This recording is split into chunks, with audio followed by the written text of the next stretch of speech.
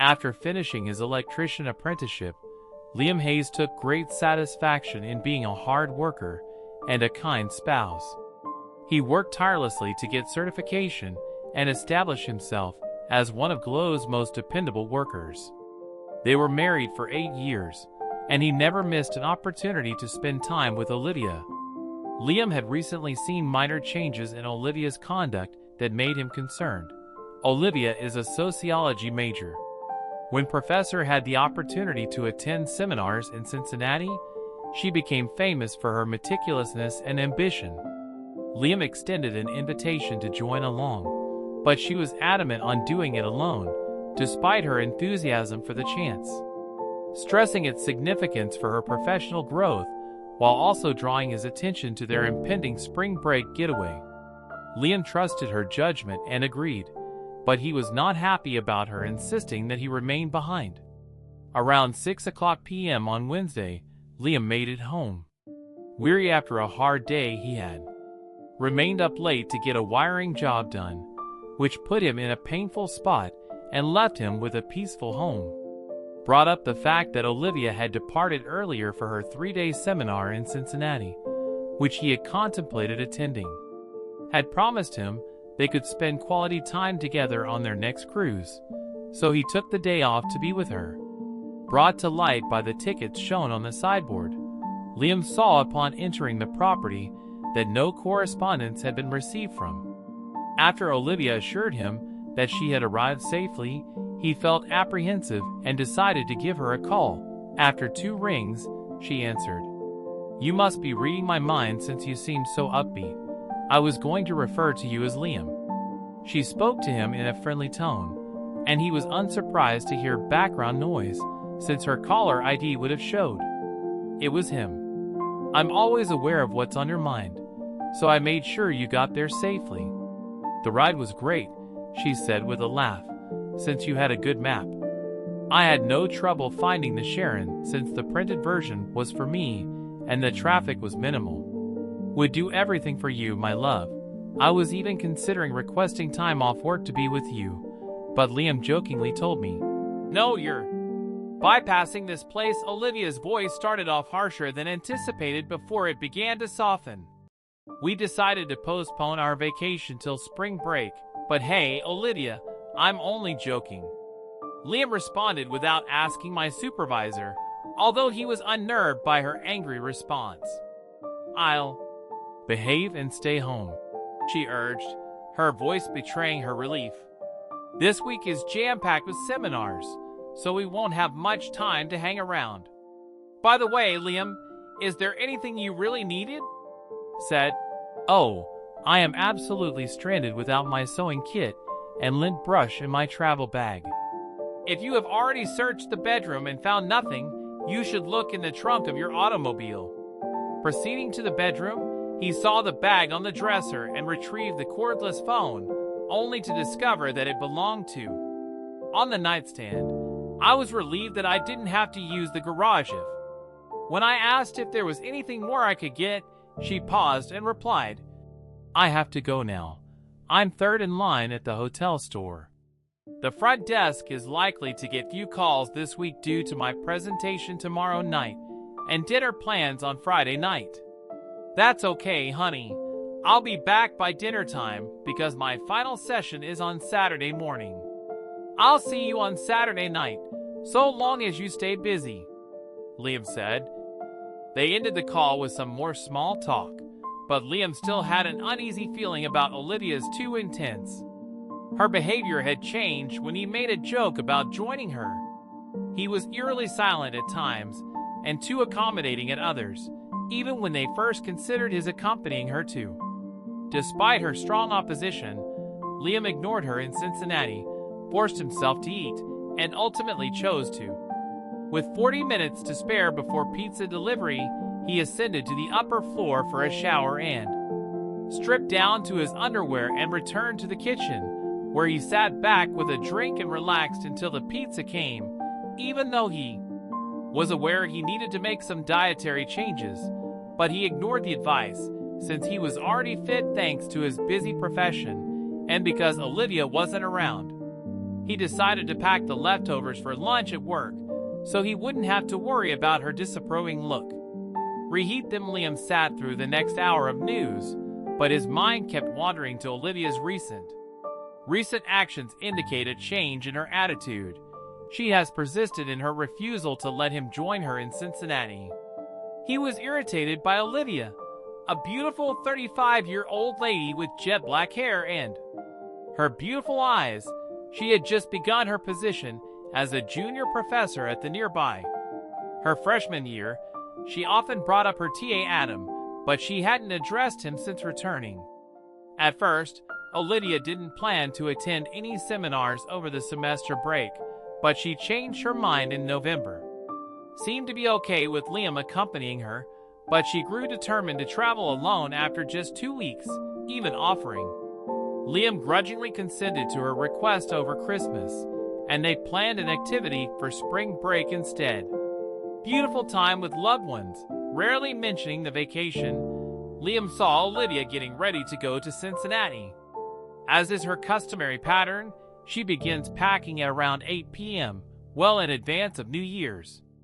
After Liam got back to the bedroom to get the book he had been engrossed in, he saw the travel bag that Olivia had previously mentioned and made the decision to stash it away. He carefully removed it, only to discover that it had fallen upon her diary. Found a book that, throughout their 8 years of marriage, Liam seldom saw Olivia carrying about in her briefcase. Witnessed Olivia's journal, which she had always kept under wraps, and had made it plain from the start that it was a private subject. They never went back to it, but he thought she filled it out when he was at work or away. Inquisitive, Liam tentatively took hold of the little red leather diary, feeling the cold metal lock on his fingertips. Rather of putting it back on the dresser he was carrying, it seemed to have explanations to the developments in Olivia's behavior recently. Moved it to the kitchen for greater illumination and checked the lock thoroughly, but only after exposing it to light for about 1/3 of the.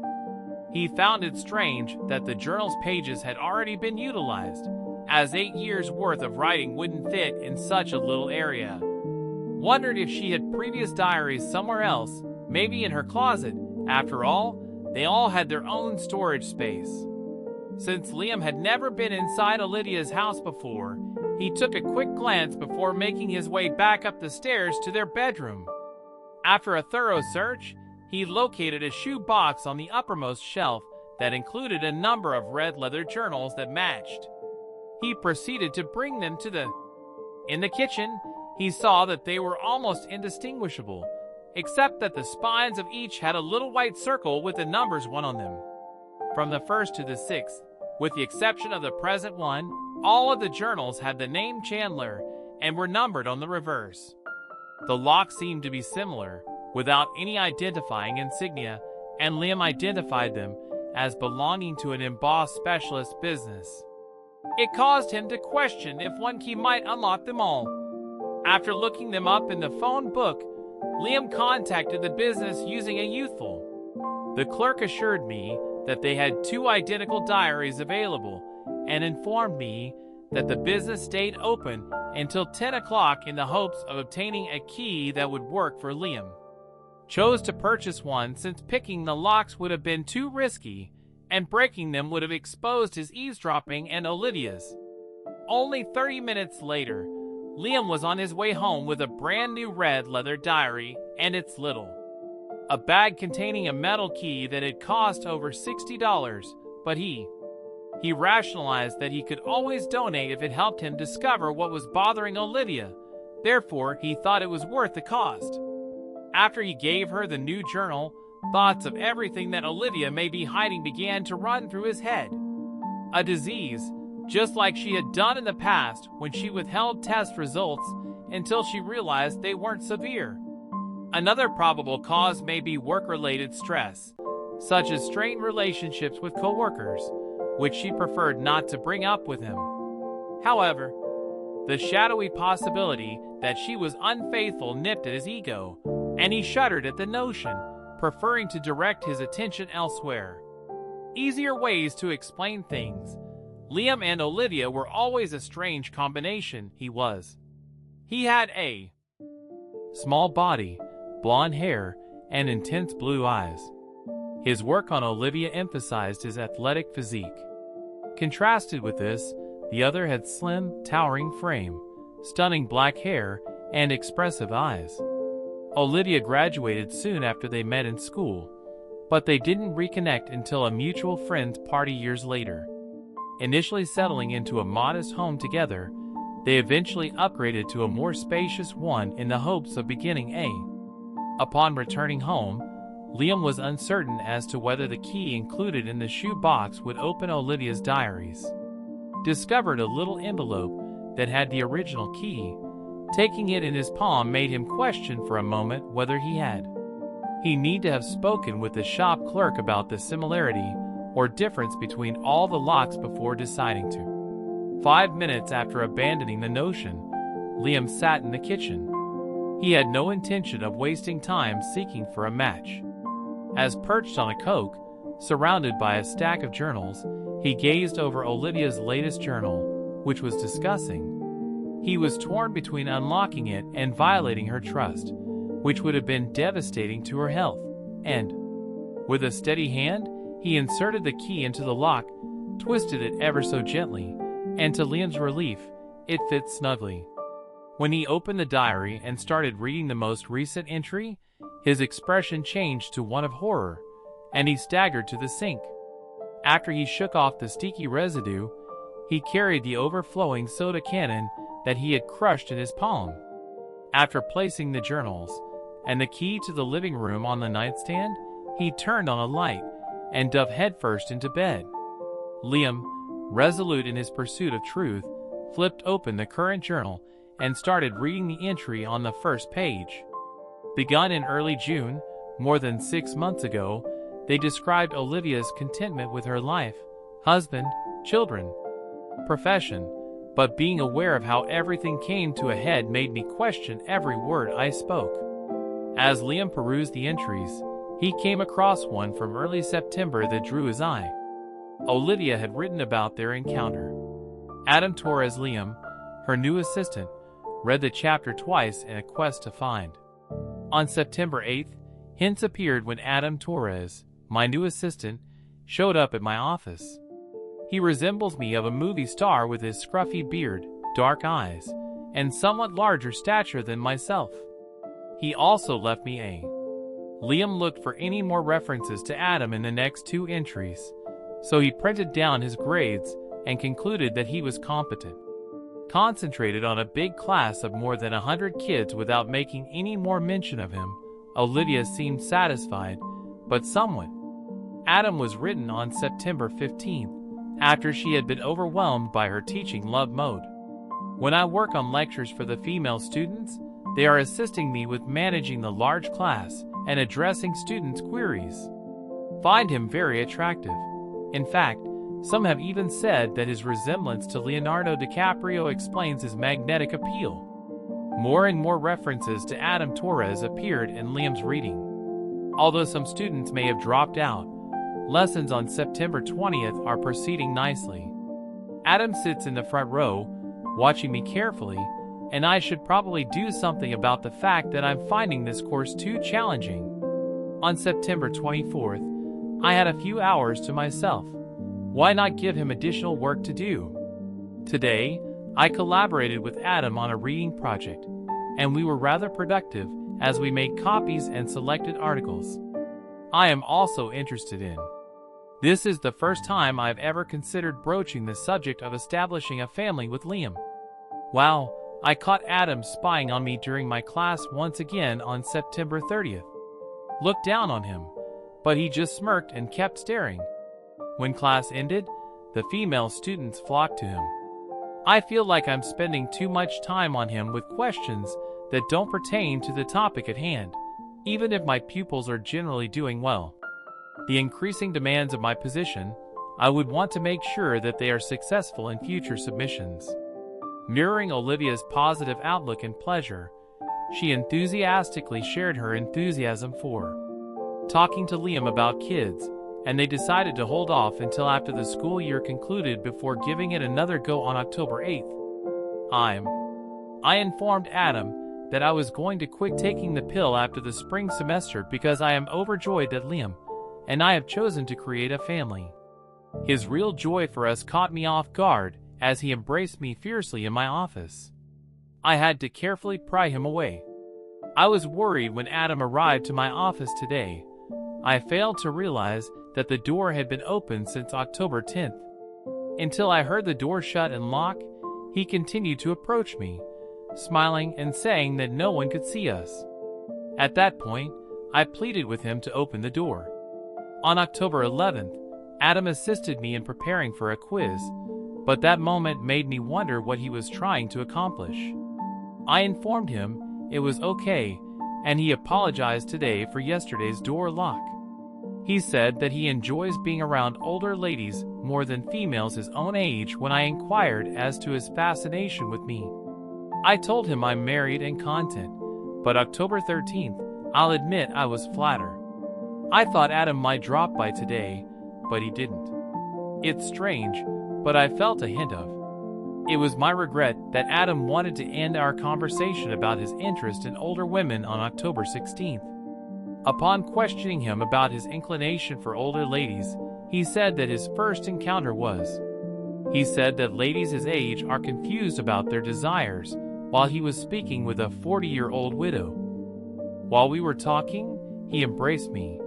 I stayed in his arms for too long before letting go. He kissed me goodbye and then he departed. I can't stop thinking about that moment, and I should have spoken out sooner, but I didn't. Adam was obviously pushing limits, and Olivia wasn't dealing with it, which caused Liam a great deal of distress when he read these posts. On October 20th, this afternoon, he prepared himself to continue reading because he believed she should have another Coke. As I was leaving the office, Adam showed in and asked if I needed anything. I politely declined, and he proceeded to shut the door behind him, undeterred by my. He requested to keep it open, told me he couldn't stop thinking about me, and asked if we could celebrate my birthday with a kiss. I consented, in the hopes that it would drive him away, but now I'm sorry I did, since when I apologized for not having a card, he made fun of me and acknowledged. Despite the fact that his birthday was in July, I refrained from becoming enraged by the deception. I should be more careful, since he is beginning to have an impact on me. The entries that followed did not include any references to Adam at all, as during this hectic time, Adam wasn't assisting Olivia with her grades, which Liam found strange. On October 30th, I had a day that words cannot express. I am filled with fear that Liam will see through me. It all began when I was engrossed in my book when Adam walked into my office. I didn't even see him until he shut the door and lifted my hands. I didn't resist, and I'm embarrassed to confess that I didn't despise it when he sprang out of my chair and kissed me before I could respond. I ordered him to go, but he only smirked and promised to see me tomorrow. I smiled and told him not to act like he didn't like it. I don't know what to do. Maybe I should speak to Liam, but I'm afraid he'll be angry with me since I allowed this to happen. Worst part is that if I read this ENT tree 3 times, my ire starts to boil over because I keep seeing Adam. Every time he passed Adam, his anger would boil up. Liam had no idea what to do if Adam were standing before him right now. On November 2nd, I believe my anxiety of Liam discovering what occurred that first night has subsided. Following then, everything began was the most difficult because I felt like he could tell whenever I was angry just by looking at me. It struck me how easy I could conceal things from him. I hope I never did. I denied it, and he believed me without hesitation. I'd want to do it again on November 6th, but Adam hasn't spent any quality time with me since that. I felt my cheeks flush for the first time throughout today's lesson when I noticed him staring at me once again. As our gazes connected, he grinned. Yesterday, November 9th, was another challenging day, and I'm very scared about how I'll respond when we're alone again. I'm scared about the direction this is taking, and I'm not satisfied with my own actions either. This morning, Adam walked into my office. He disregarded my request to maintain the door open while his attempted to hoist me up from my chair. I fought against their advances at first, but eventually gave in. A kiss that began as something more evolved into. Frightened Adam followed unapologetic as I sprinted to the restroom thereafter. If he wished we could do it again, I mustered up the courage to respond with a yes. Surprisingly, I pulled off a convincing straight face. Liam continued reading upon returning home, experiencing his wrath, despite the fact that I was still reeling from what had transpired. The 12th of November was a great night spent with Liam. Everything was as lovely as usual, but thereafter Brain clenched his hands at the thought of how profoundly I may have been attempting to prove something to myself. As he continued to read, he became more enraged by the fact that Adam was absent from the text for days.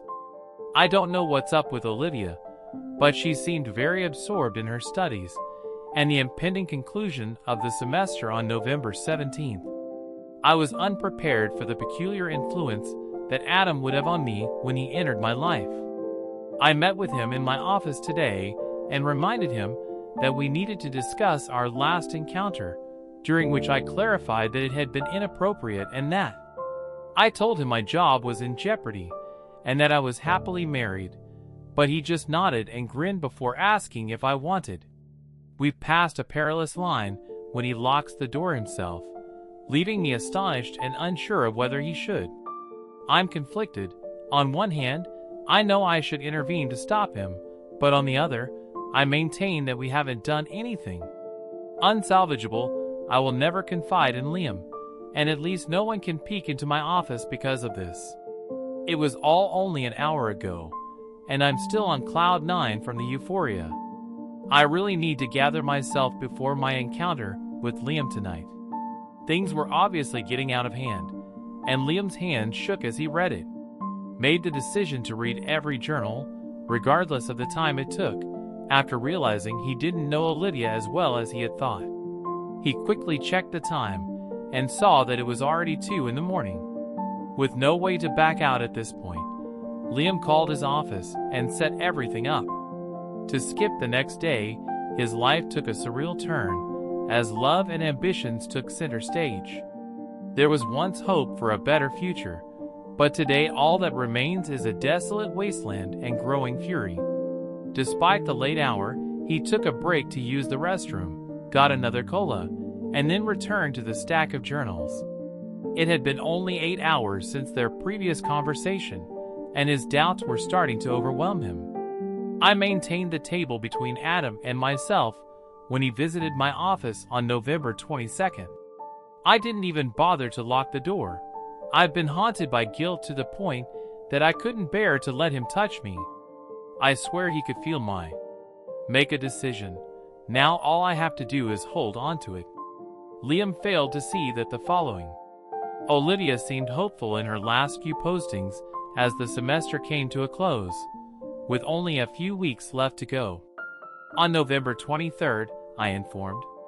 I spoke to Liam about the seminars, and he was very encouraging. He even offered to take some time off to come with me. Now I just need to figure out. Let's figure out what to do while I'm not in class. Nonetheless, Olivia's choice to. Liam was worried as he read on, thinking that something must have happened between late November and mid-December for him to go alone. On November 25th, Adam approached me in the hall and asked if he might come over to our home. I politely declined, citing my concerns about. Following his inquiry on Liam's night shifts, he proposed that I pay him a visit at the home he shares with his fellow students. I declined, but he gave me his contact information in case I reconsidered. I brought up the lectures, and he was really intrigued. November 30th is the only day there for teachers, but yesterday was terrible. I feel like I've became disoriented, slept very little, and Liam sensed that something was up with me recently. Despite my lack of love for him, I've been daydreaming about Adam ever since he dropped by my office today to wrap up our test. "Get ready fast." And then he closed the door again. I was helpless after that. Broke down in tears and dashed to the restroom. By the time Adam returned, it was too late. When I emerged, everything seemed normal. I then spent the remainder of the day inconsolable, attempting to comprehend what had transpired. Liam heard Olivia express sorrow, but he took little solace in the fact that she couldn't stop Adam. Perhaps I should see a therapist. Having changed him into someone he didn't recognize, Adam dropped by on December 1st to tell farewell. Before he returned home for the holidays, he asked whether I would want him to return early to be my guest at the seminar. I advised him to consider it as I hadn't made a decision just yet, and he seemed to. I'm not too enthusiastic, but I'm thinking about it. I don't adore him. I only see him as companion for sensual enjoyment. I would like leisurely moments with him, since he has expertise, and I question whether. I told Liam I wanted him to stay home while I was sick, and he said he would abandon the notion on December 8th. Instead of going to the lecture, I proposed a spring break cruise. He wasn't too enthusiastic about it. Ultimately consented, but I still don't know whether I'll. Adam is making me tilt in that direction, but I'll never love him as much as Liam, even if he makes me feel good in December. Adam tried calling me again today, but I wasn't at the office yesterday.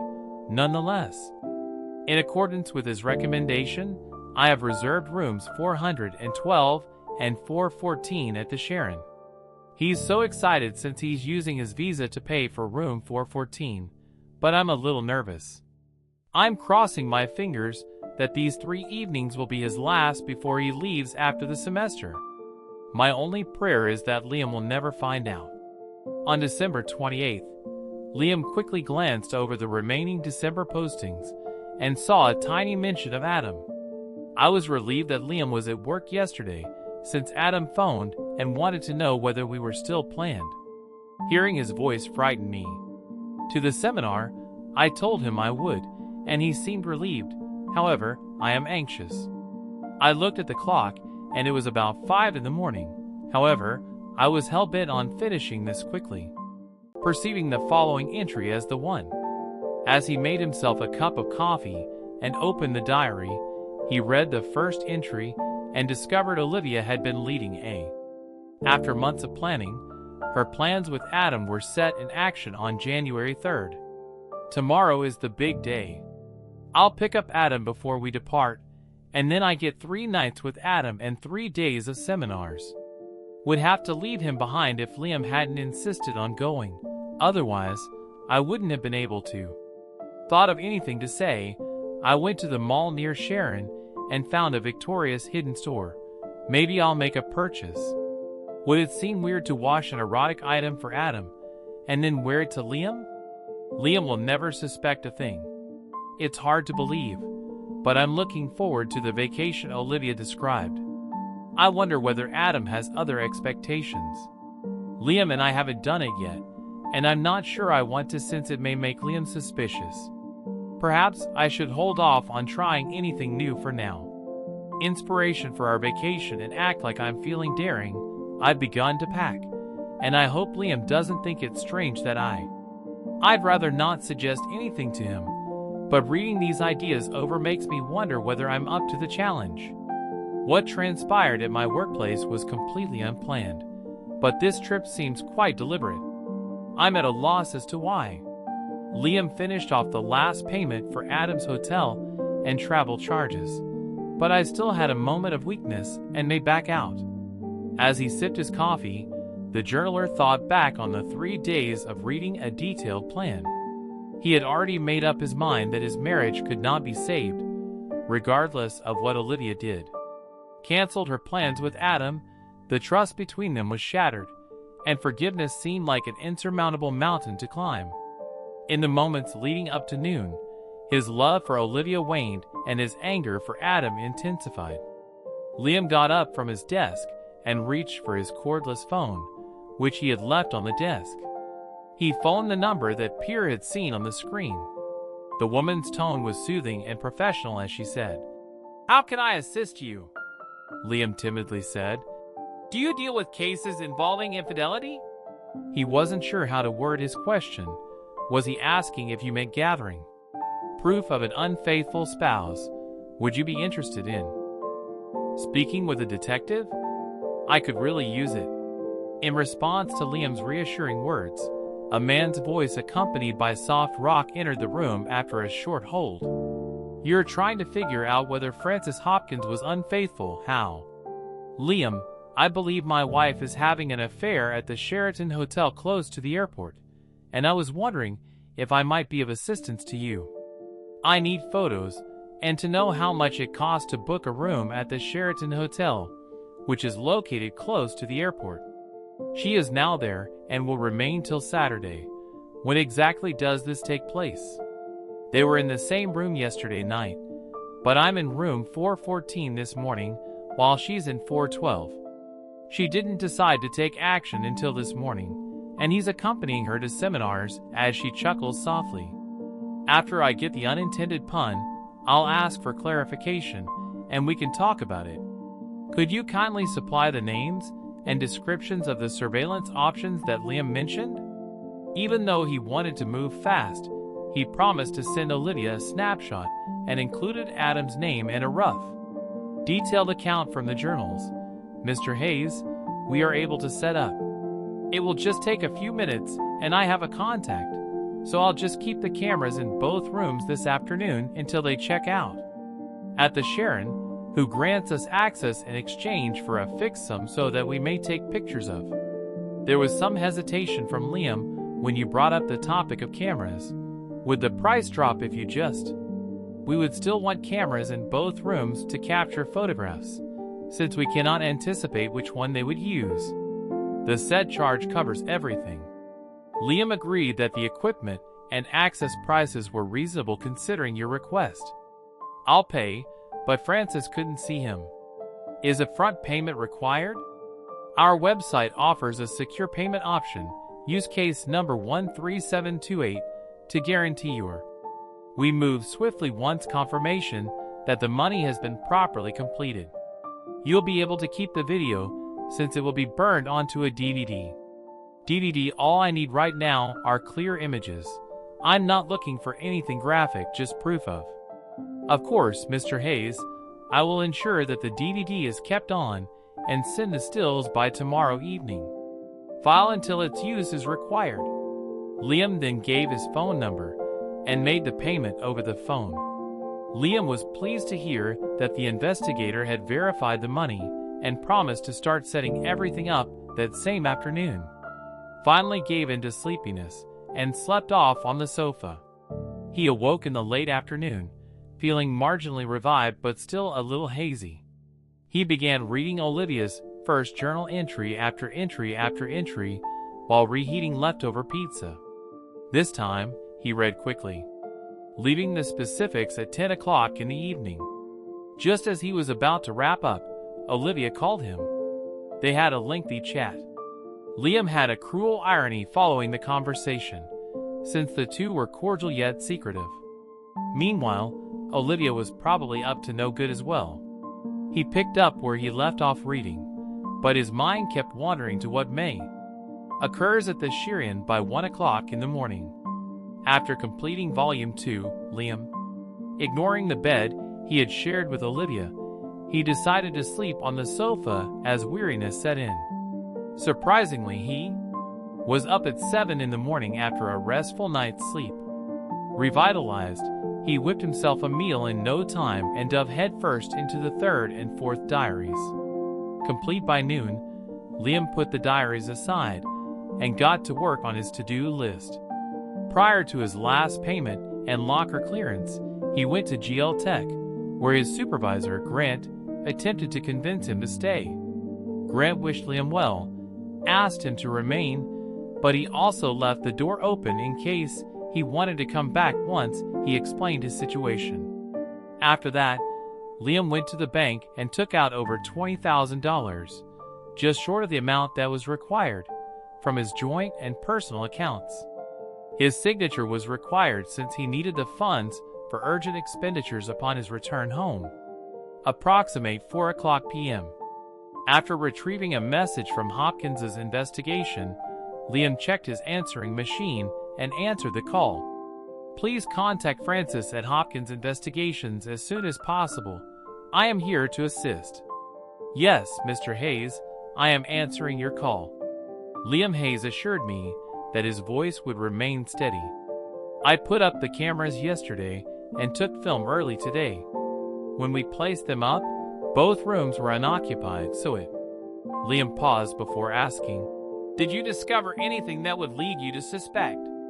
It has been verified that all the necessary proof for a divorce is on the tape, which shows that they spent the night in your wife's room.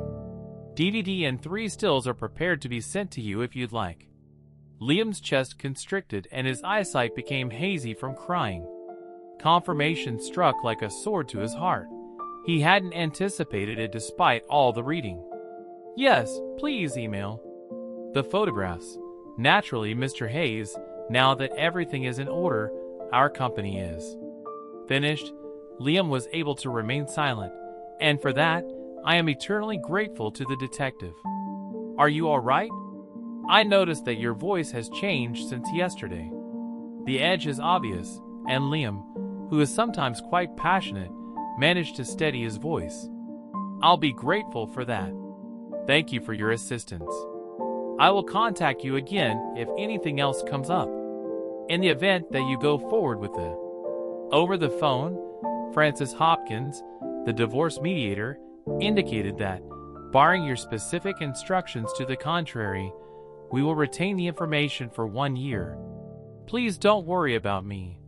I may propose seeing a qualified therapist to assist with the emotional burden that events like this impose. As Liam had previously said curtly, thanks for your help, Hopkins. I know what I need to do. After ending the call, he remained still in the kitchen, waiting for the computer to alert him of a new email. Received a message from Hopkins's research. Shortly after, he reproduced the 3 images connected to the message on 8x10 paper. No photographs were as graphic as he had asked for, but they did provide tangible proof of Olivia's adultery. Were crisp enough to validate his prior assumptions, and after one last inspection, Liam placed the images in a brown envelope. After setting it down on the kitchen table, he went back to the chair he'd been occupying for the better part of 2 days and took up the 5th journal, which he had completed by midnight, commenting on the previous 2 volumes. Across all 6 diaries, he made notice of Olivia's consistent portrayal as the self-assured smart, and it became clear to him from her notes that she had never contemplated betraying him, and there were no indications that she had. Regarding prior occurrences, such her profound self-doubt and fears, one aspect jumped out her: deep affection for him, which further rendered her behavior with Adam puzzling. Liam was somewhat aback to learn that. Find out that Olivia's enthusiasm for attending a mutual friend's birthday celebration all those years ago was not coincidental.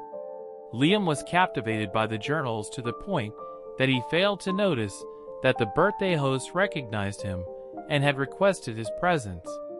Dark thoughts consumed him while he ate a sandwich, and it wasn't until he felt sick that he remembered Olivia hadn't phoned.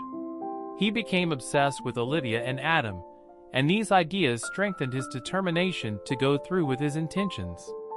Whether to a late dinner or his racing mind, Liam had trouble sleeping and gave up attempting to get any more rest just after 7 in the morning.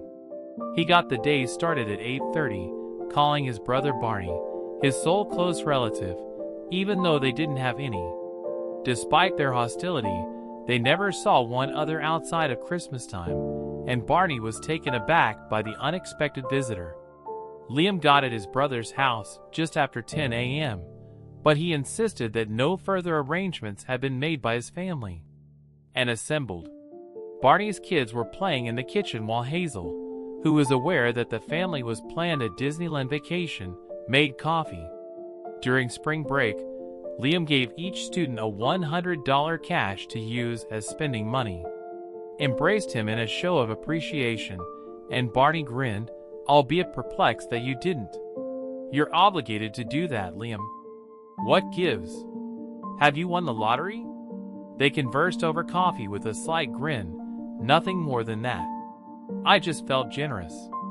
Olivia brought up the fact that you two were considering having a family before Hazel brought up the topic of Liam and Olivia's intentions to do so. You will be such wonderful parents, Hazel gushed to Liam as he was about to start a family.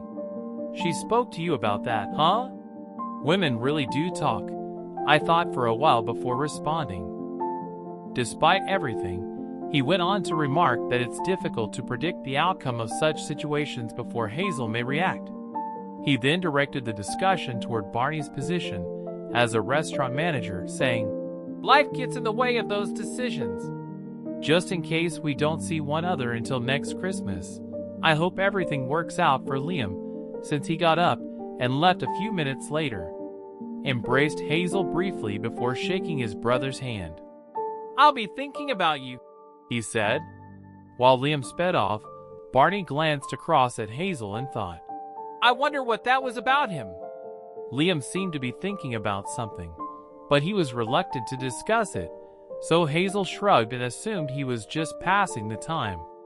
Olivia promised to return home this evening, so they made their way back inside. How much longer till her conference? Joined hands, getting back to their day's agenda just before 6 p.m. When Liam's automobile was gone, Olivia found out when she got home. Upon entering the kitchen, she was disappointed by the lack of sound. She had anticipated seeing him immediately, but instead had to wait. The luxury of time to unpack and begin the washing. She wished she could take a second shower before deciding whether or not to skip the first one. While walking by the kitchen table, when she found a letter resting on top of the salt shaker, after having eliminated all evidence of Adam. I volunteered to fill in as senior foreman when Olivia Grant contacted this morning requesting assistance at the village center. Return tomorrow afternoon, Liam, frustrated yet happy to finally be alone. Rather of taking a shower, Olivia chose to take a lengthy bath and started organizing her belongings after bringing the message and her bag upstairs. On her way to the bedroom, she dropped the laundry basket and saw her journal on the floor. With a sigh of relief, she collected the tall dresser, which she had intended to. While the washing machine was running, Olivia cooked a sandwich and soup for herself, but she neglected to update it while on the trip. After finishing her meal, she attempted to contact Liam using speed dial, but the sound of his voice echoed off a nearby basket on the counter. "I just discovered he forgot his phone at home. How can I get in touch with you at this hour?" Silently, she made her way back to the table, where she kept her diary. From her wallet, she retrieved a little brass key, which she proceeded to open.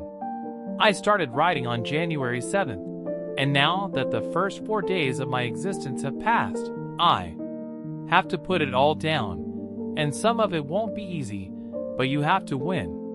While we were in the car, Adam, who was obviously excited to be going on our journey, kept reaching out to touch me, which angered me until we reached the highway, and I began to relish in his undivided attention. As soon as we arrived on the way to Sharon, we made a pit break at a mall.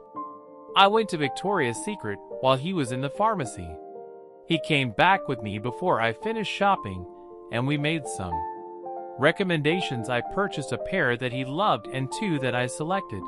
After donning the set on Wednesday night, I thought the one he selected was hideous. Put it in the trash can prior to our checkout. I had previously done the same with 2 additional pairs of underwear since I was hesitant to. I know I can't get rid of the memories of our Sharon evenings, but I'll do my best to live up to Olivia's words. Feelings of remorse, contentment, and regret whirled through Olivia's emotions. Wrote in her notebook about her recent experiences, reflecting on the changes in her emotions for Adam. Came to understand, particularly during their first night together, the stark contrast between physical closeness and love by. After telling Adam via closed door not to return to her room again on Friday morning, she was glad to see him later. Thinking about how she could make out with another lady that night, she knew she wouldn't have to cope with him. Reconcile with Liam and save their marriage. As Olivia finished writing her piece, she took up her pen.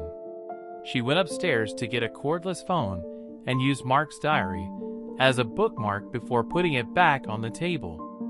She waited for Liam to call, added bath oil, lighted some candles, and then dove headfirst into the warm water. As she attempted to unwind, she was on the verge of dozing off when she was startled awake by the sensation that someone was watching her. Going back to her plans to make up for her, she ignored the sense that someone was in the bedroom and continued on her way. An hour later, with a renewed sense of energy, Olivia went back to the kitchen to transfer her laundry to the dryer. Seated down, she began to read her entry from the diary again, pausing as she realized she had left her pen on the counter beside the wicker man. Olivia got up on Sunday morning determined to start again, so she went to Basket to get it and kept reading. She got everything in order, bathed, and changed into an outfit she knew Liam would approve of before meeting him at the kitchen table for lunch. When she was thinking of a roast steak roasting in the oven and coffee boiling, she was startled to hear two people pounding on the door. Standing there were two big guys, one of which was a young uniformed cop who had his hand on his holstered weapon, while the other was, "I am Detective Noah, and this is Officer Santos." An older guy in a suit presented us with our badges. The man introduced us as members of the "Are you the Springfield Police Department trying to get in touch with Liam Hayes?" I was scared anything would happen, but Liam is at work, so Olivia felt reassured and responded fast. What happened was that the two men exchanged eyes, and then I realized you are his wife. Maybe I can be of assistance. Maybe we could meet together. It's cold outside. Inside, Noah stated, and Olivia agreed. She questioned, "Why are you looking for Liam Hune? Hune has never been here before," as she stepped aside to allow them in and guided them to the kitchen. Noah responded to the distressing news that we had received a murder complaint earlier today. "We are collaborating with your husband's carrier to determine the exact location of the call that was traced to his phone." Olivia's expression changed as she thought, "I tried calling, but something went wrong." She pointed to the wicker basket on the counter, and Liam discovered his phone in there last night. The detective scowled, and Noah approached the phone to see if it could be checked. Basket, but came back without it. "Excuse me, but I don't see a phone in this place, Mrs. Hayes." "Are you sure?" Olivia's expression became pale as she realized the basket was really empty. She quickly made her way to get something else. To go through the drawers, but came up empty-handed. "I don't get it. It was here last night when I attempted to contact him." Noah calmly said, "If the phone isn't here, as he stuttered, evidently frightened. "Since your husband opened his briefcase and yelled out a few words, it's safe to infer that the call that was linked to his phone indeed came from it." Remarks and onwards. "Is your spouse familiar with Adam Torres?" Olivia's face became white as she froze in shock. "I am familiar with Adam Torres, but Liam. Adam wasn't my TA last semester, were we?" The two guys looked at each other. Once again, so Liam shouldn't have any problems with Mr. Torres. Olivia. Her voice quivered as she shook her head in a panic, denying that Liam had ever met Adam. The words struck Olivia like a ton of bricks as Noah leaned in and said, "Well, your husband seemed to know him well enough to report his homicide." She took a blow and collapsed into a chair. "Adam, who had accompanied me on the journey, has passed away. Left him at his residence at around 5:30 last night. How is he dead?" Noah sat across from him. "Could your spouse have been motivated to serve as Olivia's voice if you had disclosed your connection with Mr. Torres?" Her words faltered as she reassured Adam that he was just a student, and that my helper Liam would treat him with the utmost respect. The detective's tone was unconvincing, and she waited over 30 seconds for us to reach our destination before breaking the quiet. We discovered a travel bag and traces of an altercation in the corridor at the location your spouse gave. Fatality occurred somewhere between 6 and 8 in the evening. Before bed. Olivia's eyes welled up with tears as Noah recounted the scenario.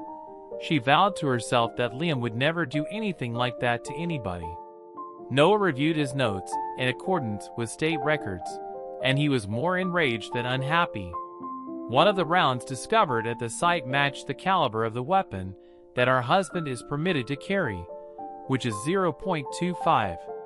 Further discovered 3 images next to the remains of Mr. Torres, indicating that they were shown to him before to his passing, the investigator said. Olivia gasped as she grabbed the photocopies that had been pushed over the table. She recognized them at a glance.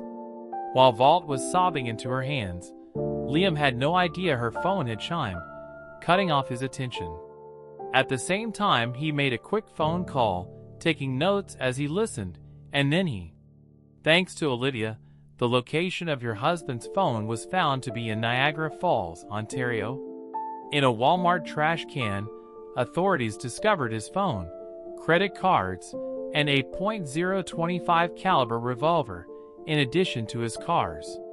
There is no trace of him or his vehicle whatsoever, thus it's probable that he switched out his license plates with ones that were stolen. As the reality show unfolded in Noah's apartment, Olivia sobbed uncontrollably, her screams becoming more audible. Standing before her was a depiction of a little metal key resting on a ruler. This was discovered. Olivia took a cursory look at the snapshot and immediately snatched it. She retrieved the key to her diary from her wallet, compared it to the picture, and then broke down into tears. Gerald Liam. While Noah and Santos spoke to one another, the cops remained at her side until her sister came to console her. Heading back to their vehicle, the rookie cop said, "Do you think he'll be caught soon?" The answer was, "It depends on how well he does." Since he is not a serial murderer, Noah advised him to remain hidden for a few months. Could go unnoticed unless we get national media attention. Santos seemed concerned about what to do. "I believe she is speaking the truth about the phone being at the home." Valdez stated he probably arrived. "I think he went home to get the phone, but that wasn't his only intention. I think he wanted to confront her, and maybe even murder her. We'll never know what prompted Santos to nod slowly. She'll discover the truth in due time, and I fear for her resilience once she does."